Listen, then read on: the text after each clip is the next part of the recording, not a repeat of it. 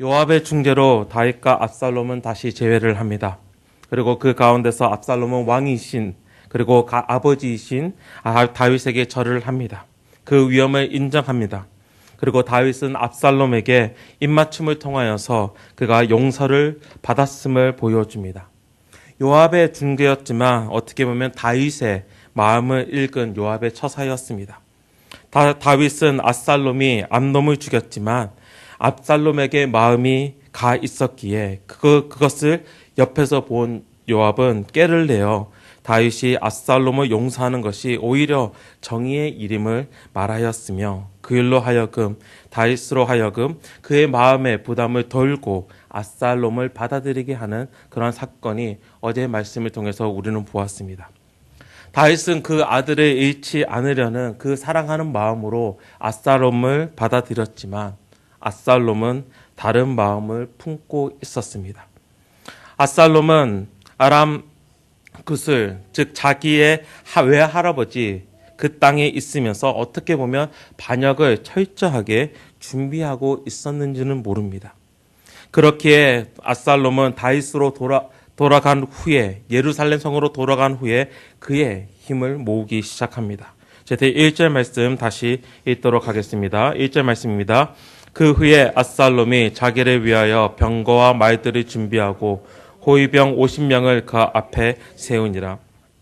압살롬은 자기를 위하여 병거와 말들을 준비합니다. 그리고 자신을 호위한다는 목적으로 50명의 경호병을 따로 둡니다. 자신의 사람들을 자신의 힘을 모으기 시작한 것입니다. 이것은 어떻게 보면 왕의 모습을 따라한 모습이기도 합니다. 사울이 왕이 아직 되지 않았을 때에 이스라엘 백성들이 사울에게 첫 번째 왕 사울에게 왕이 되기를 요청하였을 때 사울이 그들에게 요청하는 것이 있었습니다. 바로 병거와 말 그리고 자신을 호위하는 경호원을 요청하였습니다. 이러한 모습들은 이방의 이스라엘 나라뿐만 아니라 이방의 나라 또한 그 모습을 보이면서 왕에게는 병거와 말들이 그리고 호위병들이 있음을 보여주는데 여기서 압살롬조차 이제 병거와 말을 모으고 자신을 경호하는 호위병 50명을 두었다라고 말하는 가운데서 이제 압살롬이 왕이 되고자 하는 그의 마음을 저희들은 읽을 수 있습니다. 그는 이렇게 자신의 힘을 모으기 시작했습니다. 그리고 그 힘을 모을 뿐만 아니라 사람들의 환심을 또한 사기 시작했습니다. 2절에서 6절까지 말씀입니다. 2절에서 6절까지 말씀 저희 다시 한번 읽도록 하겠습니다. 압살롬이 일찍 일어나 성문길 곁에 서서 어떤 사람이든지 송사가 있어 왕에게 재판을 청하러 올 때에 그 사람을 불러 이르되 너는 어느 성읍 사람이냐 하니 그 사람의 대답이 종은 이스라엘 아무 지파에 속하였나이다 하면 압살롬이 그에게 이르기를 보라 내 일이 옳고 바르다마는 내 송사를 들을 사람을 왕께서 세우지 아니하셨다 하고 또 압살롬이 이르기를 내가 이 땅에서 재판관이 되고 누구든지 송사나 재판할 일이 있어 내게로 오는 자에게 내가 정의 베풀기를 원하노라 하고 사람이 가까이 와서 그에게 절하려 하면 압살롬이 손을 펴서 그 사람을 붙들고 그에게 입을 맞추니 이스라엘 무리 중에 왕께 재판을 청하러 오는 자마다 압살롬의 행함이 이와 같아서 이스라엘 사람의 마음을 압살롬이 훔치니라. 2절 말씀에 보면 왕에게 재판을 받으러 오는 사람들이 있었는데 성문 앞에서 이제 재판들이 일어나고 거기에 대한 옳고 그름을 따지는 일들이 일어나는데 왕에게 재판을 청하러 오는 사람에게 오히려 압살롬이 먼저 다가갑니다. 그리고 자신이 그 일을 담당하겠다라고 이야기를 하며 내가 재판장이 되겠다. 내가 옳고 그름을 따지며 정의를 베풀겠다 이야기를 하면서 왕의 노릇을 자신이 하고 있음을 봅니다. 3절 말씀에 보면 현재 왕이 자신의 할 일을 하지 않고 있다라고 이야기하면서 다윗을 비판하는 모습을 보여주고 있고 4절에서는 자신이 이제 재판장 결국 왕이 되어서 그 송사에 대한 결정을 내리겠다라고 이야기하면서 또한 그 결정을 내리기 전에 이미 너의 한 일이 옳다라고 이야기하면서 그들의 한심을 사기 시작했다는 것입니다. 5절에서는 왕을 찾으러 온 사람에게 재판하는 사람에게 절을 하려는 사람들에게 오히려 절을 못하게 하고 그 사람을 붙들어 입맞춤함으로써 그들에 대한 사랑을 보여주었습니다. 압살롬의 그 행동을 통하여서 압살롬은 백성의 마음을 훔쳤다라고 성경은 표현하고 있습니다. 여기서 훔쳤다라는 표현은 남을 속여서 훔치는 것을 말하고 있습니다. 압살롬이 보였던 그 모습, 그 백성에 대한 애정, 백성에 대한 긍휼의 모습은 다 거짓이었으며 속임수였다라고 성경은 이야기하고 있습니다. 그럼에도 불구하고 사람들은 그것에 마음을 뺏겨버립니다. 압살롬의 속임수는 계속되고 있습니다. 2절에서 6절까지의 말씀 가운데서 백성들을 속이는 압살롬을 볼 수 있는데 7절에서 9절까지의 말씀은 아버지인 다윗을 속이는 그 모습을 보여줍니다. 저희들 7절에서 9절 말씀 함께 읽도록 하겠습니다. 4년 만에 압살롬이 왕께 아뢰되 내가 여호와께 서원한 것이 있사오니 청하건대 내가 헤브론에 가서 그 서원을 이루게 하소서.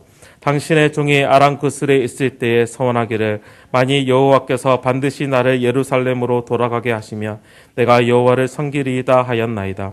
왕이 그에게 이르되 평안히 가라 하니 그가 일어나 헤브론으로 가니라.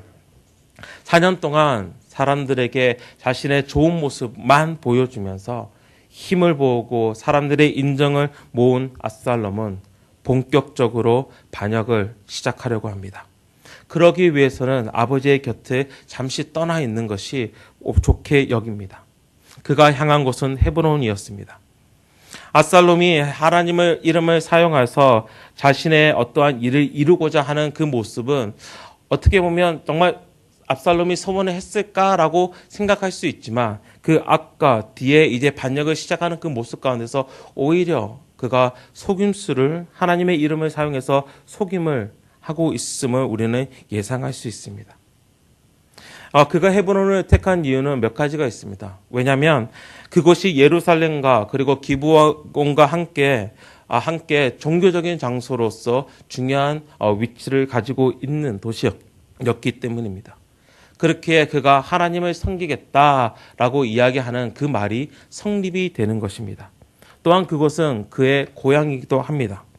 또한 그것은 다윗이 왕으로 부음을 받고 유다의 왕으로 처음으로 불렸던 곳이기도 했습니다.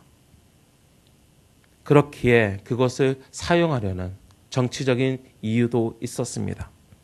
그리고 그것은 다윗을 향한 좋지 않는 감정이 좀 남아있는 도시였습니다. 처음에 다윗이 헤브론을 수도로 정합니다. 그렇지만 예루살렘으로 수도를 옮길 때에 어떻게 보면 헤브론 사람들에게는 다윗을 향한 섭섭한 감정이 남아 있을 수 있었습니다. 어떻게 보면 헤브론은 압살롬이 다윗을 대적해서 뭔가를 일으키기에 아주 적당한 곳이었습니다. 헤브론에 도착한 압살롬은 이제 본격적으로 다윗의 왕권을 도전하는 반역을 시작하게 됩니다. 10절에서 12절까지의 말씀 함께 읽도록 하겠습니다. 이에 압살롬이 정탐을 이스라엘 모든 지파 가운데 보내기를 너희는 나팔 소리를 듣거든 곧 말하기를 압살롬이 헤브론에서 왕이 되었다 하라 하니라.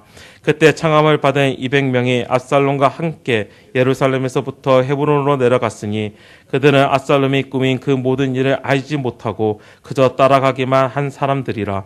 제사 드릴 때에 압살롬이 사람을 보내 다윗의 모사 길로 사람 아히도벨을 그의 성읍 길로에서 청하여 온지라. 반역하는 일이 커감에 압살롬에게로 돌아오는 백성이 많아지니라. 압살롬의 반역이 본격적으로 시작하는 가운데서 또 다른 속임수를 저희들이 볼 수 있습니다. 이 속임은 저희들 11절 말씀에서 본 것과 같이 고위 간부들을 속이는 것입니다. 그들은 아무것도 모르고 압살롬이 무엇을 꾸미는지 아무것도 모르고 그냥 그의 초청에 응해서 그곳으로 갔다라고 이야기하고 있습니다. 결국은 압살롬은 계속해서 속임과 거짓을 사용해서 자신의 힘을 모으고 있고 자신이 이제 다윗을 반역할 수 있는 그 모습을 만들어 갑니다. 그리고 오늘 말씀 가운데서 길로 사람 아히도벨이 나오는데 이 사람은 다윗의 모사이기도 하면서 밧세바의 할아버지였습니다. 어떻게 보면 다윗과 밧세바의 일로서 그가 다윗에 대한 실망을 느꼈을 것이고 또한 그 가운데서 자기 집안의 수치를 느꼈을 것입니다. 그리고 이후의 말씀에 보면 이 아히도벨이 다윗의 이 라인에 다윗의 집에 수치를 어떻게 끼칠 수 있는 그러한 생각을 해내며 또한 다윗을 계속 쫓아가기 위해서 계속해서 아이디어를 제공하는 사람으로 보여지고 있습니다. 아히도벨조차도 이제 압살롬에게 붙었고 또한 계속해서 반역하는 일이 점점 커져만 갑니다. 그리고 그 가운데서 백성들은 압살롬에게 향하게 됩니다. 오늘 말씀을 묵상하면서 나누고 싶은 것은 압살롬의 모습 그리고 그를 따르는 백성들의 모습입니다. 이 압살롬의 모습을 보면서 또한 백성들의 모습을 보면서 참 부끄럽게도 나의 모습을 우리의 모습을 본다는 것입니다. 압살롬의 모습, 즉 속임으로써 나 자신의 힘을 얻으려는 속임수로서 사람들의 인기를 인정을 얻으려는 자신의 꾸미는 그 모습 가운데서 우리의 모습을 본다는 것입니다. 세상은 어떻게 보면 적당히 속이는 것이 그리고 적당히 속음을 통하여서 내 자신을 드러내는 것이 옳다라고 그리고 그것이 당연하다라고 이야기를 합니다. 그렇지만 그것은 속임이고 거짓입니다. 오히려 속임수를 쓴 것이 거짓이 드러날 때는 그 부끄러움과 수치가 어떻게 보면 더 크게 드러날 수 있습니다. 그렇지만 우리는 계속해서 그것이 좋습니다. 내 자신을 꾸미고 내 자신을 좀 더 나은 사람으로서 포장해서 남에게 보여지는 그것을 좋아합니다. 근데 그것이 정말 본질인 것인가? 한번 우리는 생각해 보아야 합니다. 또 다른 것은 압살롬을 따랐던 사람들이었습니다. 이 모습을 보면서 너무나 나의 모습과 비슷하기 때문에 참 부끄러운 것이 많았습니다. 압살롬의 그 매력적인 모습. 이전 본문의 말씀에는 압살롬의 그렇게 눈에 보이는 아름다움을 이야기하고 있습니다. 압살롬의 머릿결을 이야기하면서 압살롬의 외모를 이야기하면서 사람들의 매력, 사람들의 그 이목을 주목할 수 있는 그 아름다움을 이야기합니다. 그리고 오늘 말씀에서 압살롬이 보여지는 그 모습만을 통해서 자신에게 긍휼을 베풀고 자신에게 사랑을 보이는 그 모습만을 통해서 그 압살롬을 따라가는 그 백성들의 모습 가운데서 나의 모습을 본다는 것입니다.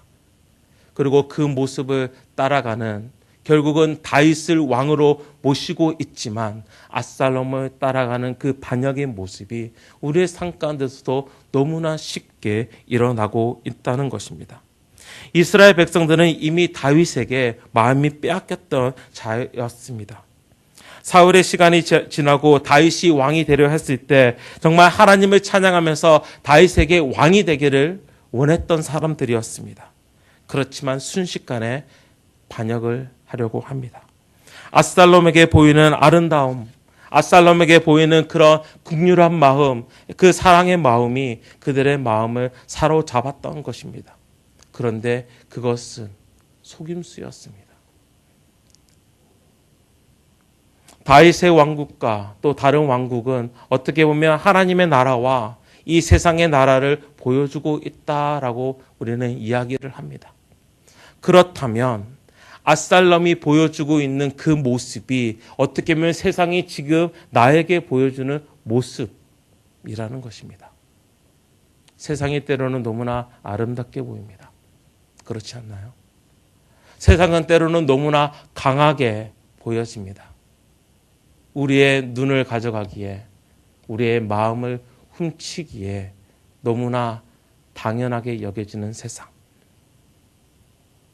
그게 속임수임을 우리는 분명히 알고 있음에도 불구하고 참 이상하게 우리의 마음이 그 세상으로 향한다는 것입니다. 우리는 이미 하나님께서 보여주신 그 사랑 가운데서 예수님을 구주로 고백하고 하나님의 왕 되심을 영접하고 오늘을 살아가지만 우리는 너무나 쉽게 세상의 아름다움에, 세상의 강함 힘에 우리의 마음을 줄 때가 많습니다. 우리의 마음이 빼앗깁니다. 그것이 때로는 거짓인지 속임인지 알지만 세상에 우리의 마음을 둘 때가 너무나 많음을 우리는 잘 알고 있습니다. 그렇지만 그것은 결국은 속임수가 거짓이 드러나듯이 그의 부끄러움과 그의 수치는 드러나고 말 것입니다. 그렇기에 우리는 그곳에 마음을 둘 수가 없습니다. 정말 아름다운 것이 무엇입니까? 정말 강한 것이 무엇입니까? 눈에 보이는 아름다움이 정말 아름다운 것입니까? 남을 군림하는 그 강한 힘이, 그 권력이 정말 강한 힘입니까? 우리가 어떻게 보면 눈에 보이는 아름다움을 아름답다라고 이야기하지만 우리는 희생을 보면서 아름답다라고 이야기를 합니다. 남을 군림하는 왕 같은 모습을 보며 강한 힘이라 라고 이야기하지만 오히려 생명이 태어나는 가운데서, 생명을 주는 그 가운데서 그것이 어떻게 보면 죽음보다 더 큰 힘임을 우리는 알고 있습니다. 그렇기에 예수 그리스도의 십자가 사건은 그의 희생을 통하여서 우리에게 보여진 가장 아름다운 사건이며 그의 죽음으로 생명을 준, 어떻게 보면 죽음이라는 그 세상을 군림하는 힘보다 오히려 부활을 통하여서 생명을 주는 더 강한 힘이 바로 예수 그리스도를 통해서 나타났다는 것입니다. 그렇기에 우리의 마음이 빼앗기는 것은 세상에 빼앗기는 것이 아니라 세상보다 오히려 더 아름다운 그 희생의 아름다움이신 예수 그리스도, 세상에 말하는 그 강한 힘보다 더 큰 힘을 가지신 생명을 주는 예수 그리스도, 바로 그분께 우리의 마음을 빼앗긴다는, 어떻게 보면 우리의 마음을 드릴 수밖에 없다는 것입니다. 오늘도 그렇기에 우리의 마음이 세상에 빼앗길 수 있습니다.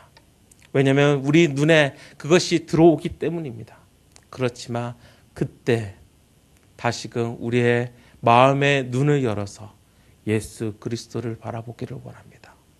정말로 아름다우신 예수 그리스도, 그리고 가장 크신 힘이신 예수 그리스도, 그리고 그 힘으로 오늘 세상 가운데서 우리의 마음을 세상에 빼앗기지 아니하고 세상이 우리의 마음을 훔치도록 놓아두지 않고 우리의 마음을 오직 예수 그리스도께 두는 거룩한 하루가 되시기를 주님의 이름으로 부탁드리며 축원합니다.